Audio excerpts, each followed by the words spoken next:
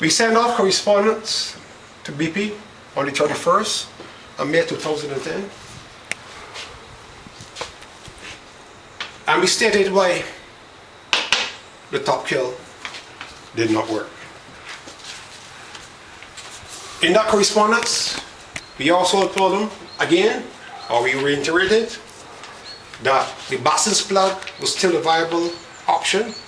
We explained to them that the very most it could take to put it together would have been 5 days to a week. We also told them in the letter on the 25th, also in the letter on the 18th, that we had already had a prototype of this device that works in 2-inch pipe. We told them all that we needed to do with it is to upscale it to accommodate the 21-inch pipe. That information was sent off. The next set of correspondence was dated the 6th of June 2010.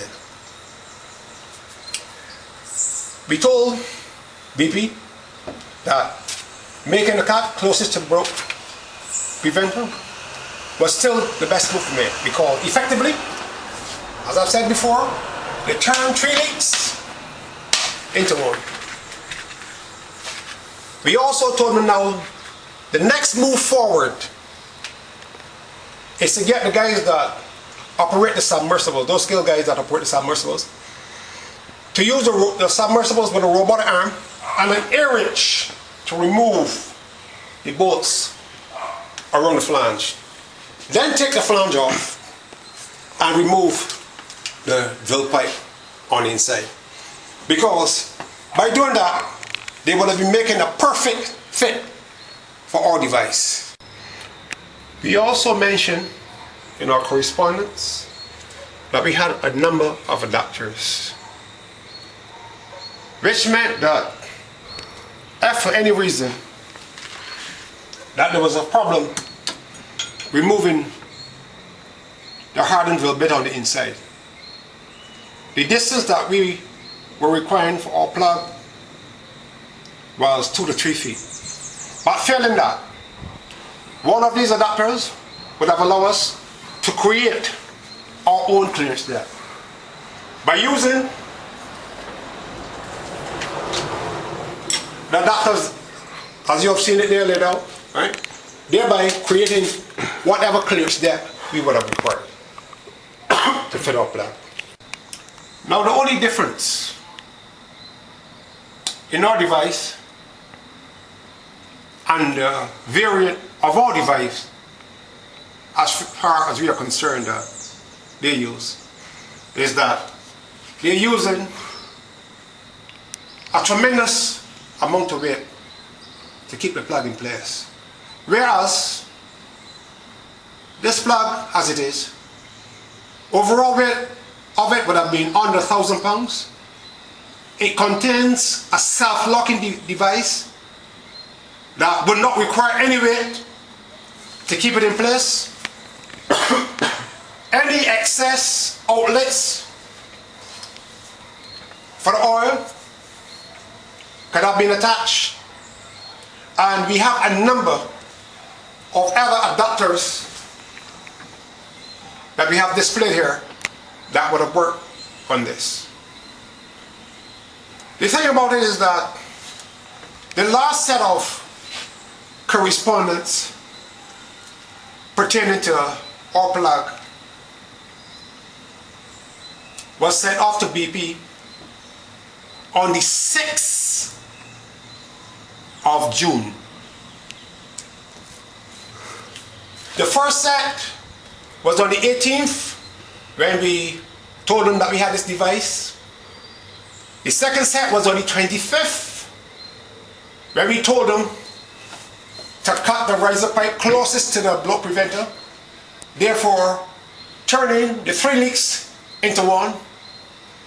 And by the 31st of May, after that letter went off on the 25th, by the 31st of May, BP had made that cap about 6 days afterwards. Then, next set of correspondence went off on the 6th of June. We posted a video on YouTube around the 12th of June explaining the next move to be made as far as the flange was concerned, having the boats removed. That went on YouTube around the 12th of June.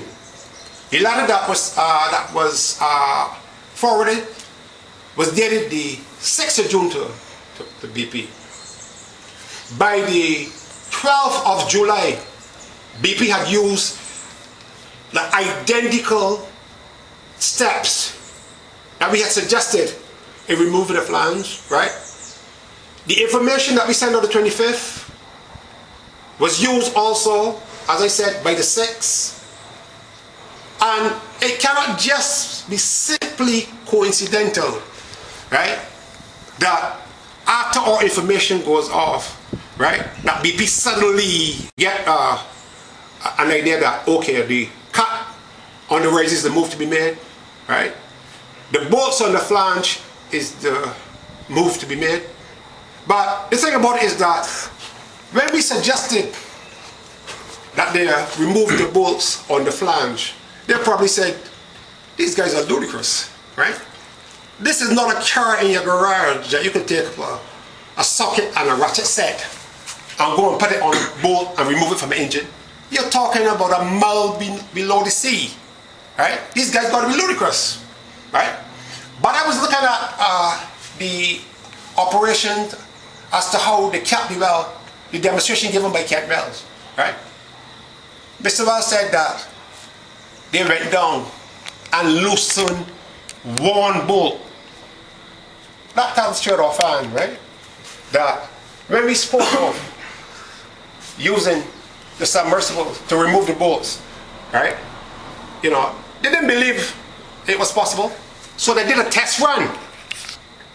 That confirmed to us, right, that they were using our ideas, and not just one, each and every one of them that we sent in, BP has used. Now, you the public, you know, can determine, you know, whose ideas or instructions really fix the leak in the Gulf. The very last move they made was the plug, right? The only difference is the excessive weight that they're using to keep it in place, while ours is self-locking.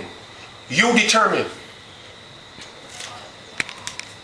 We have sent correspondence to CNN News, the New York Post, the New York Daily News, 3 EPA agencies, and the BP Help Center in Texas. And now we are hearing, throughout the length and the breadth of the USA, of BP's newfound confidence. We here at Streamline Steelworks think it's about time that BP gives some credit and compensation to where it's really due.